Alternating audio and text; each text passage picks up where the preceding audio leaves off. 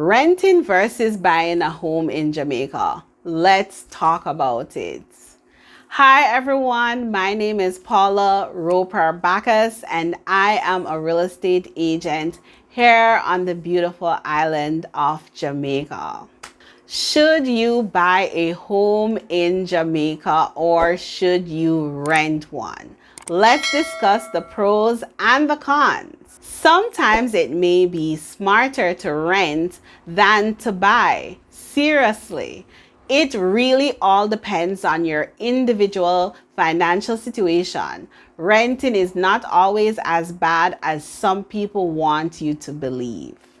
Example, if you are a contract worker and you are not sure how long you will be in a particular area because of your work situation and you do not particularly like the area, I would suggest renting in that situation. However, on the flip side of that coin, you are a permanent staff member in a company and you see yourself working there for many years to come.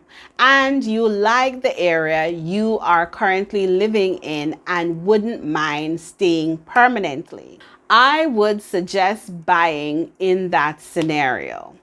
In order to make the wisest financial decision for yourself and your situation, I would suggest considering the following points. Number one, evaluate what you are currently paying for rent and research what your possible mortgage payments could be. If your rent is currently the same amount as your prospective mortgage payment would be, and you can comfortably afford it, you could tick this box. Number two, are you financially stable and mature enough to manage a mortgage?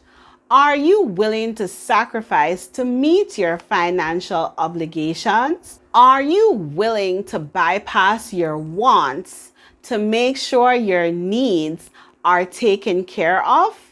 Do you have a steady and reliable income? Do you budget your finances religiously and are able to make tough decisions to meet your obligations? Or are you financially unstable?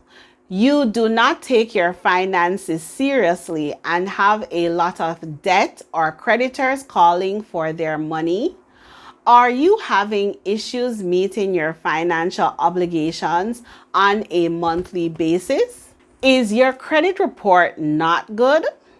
These are all things you need to take into consideration.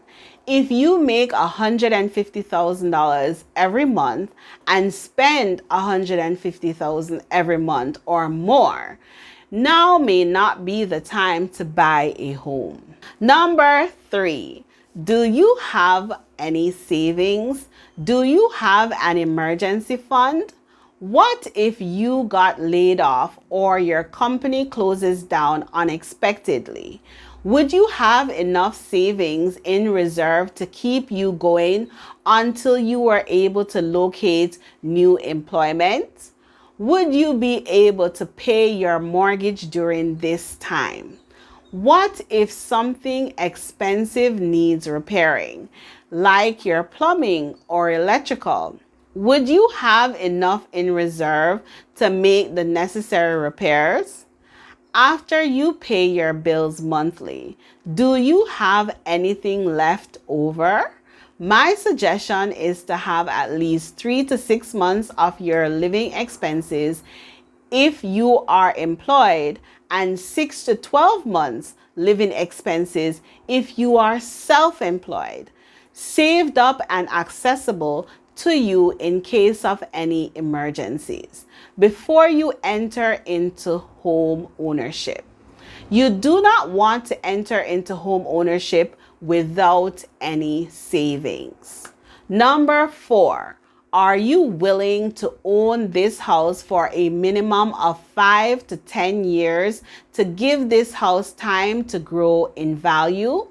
If you are not and you only plan on owning this house for 2 years, I would suggest not purchasing at this time because 2 years is not enough time for equity to grow in your house and for you to see a real return on your investment unless you are making some major repairs. In this scenario, you may end up losing more than you would have gained, and it would have been much more cost effective to just rent during this period.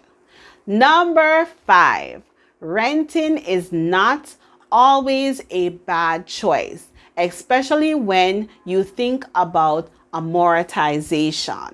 You may ask me, Paula, what is amortization? A very short definition of amortization is the portion of your mortgage payment that goes directly to your interest and not to your principal. When you are paying on a 30-year fixed mortgage, the first 5 to 10 years of your repayment or premium payments in many cases go directly to your interest and not to your principal, the amount that you owe. Shocking, I know. I was shocked when I first learned that too. Number 6, you should try to keep your housing expenses, rent or mortgage below 50% of your income. This includes utilities as well. For many persons, this is virtually impossible because in Jamaica, it is all about location, location, location. Being closer to work, if you work in the corporate area, may be the most ideal choice. However, in Jamaica, living in a nice community in the corporate area can get real expensive, really quick, and can easily see you going way above the ideal 50% of your income for housing. Number 7, transportation expenses must be taken into consideration. The further you live from your work, is the longer you will have to commute to get to work, and this can get expensive.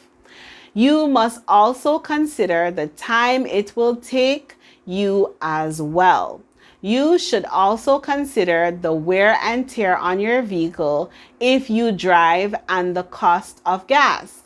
Also, if you drive on the highway, you will have to consider the toll fees.